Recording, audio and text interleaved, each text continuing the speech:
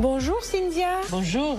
Comment vous intervenez sur cette restauration? Une restauration d'une toile comme ça, c'est une chose qui est très complexe. En général, on a fait en sorte des bilans sanitaires avec d'ailleurs des choses empruntées à le domaine médical comme la radiographie pour voir son état, pour mieux connaître sa matière avant de le toucher. Par exemple, là, je vois des marques.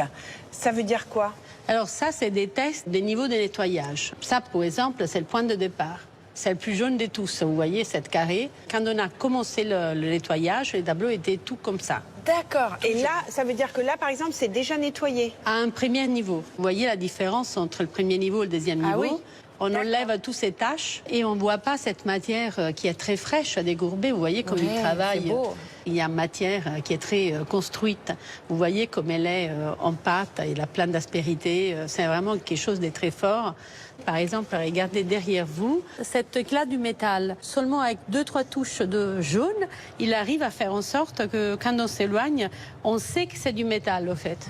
Donc il est très fort pour rendre la matière.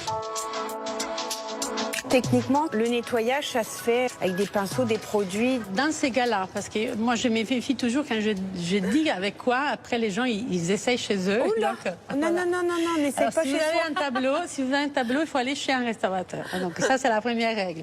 Donc après, pour ce cas-là, donc on utilise souvent des gels. C'est vraiment le dernier approche de nettoyage. C'est ce qui m'aide beaucoup parce que là on est sur des surfaces, des microns à enlever.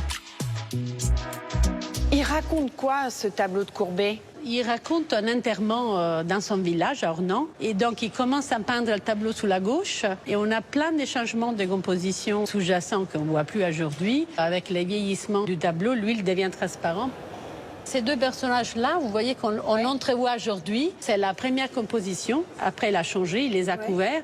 Donc, aujourd'hui, on les voit parce que la matière a vieilli, mais en fait, ils ne sont pas faits pour être vus. Des fantômes, hein, un enterrement. Exactement, c'est normal.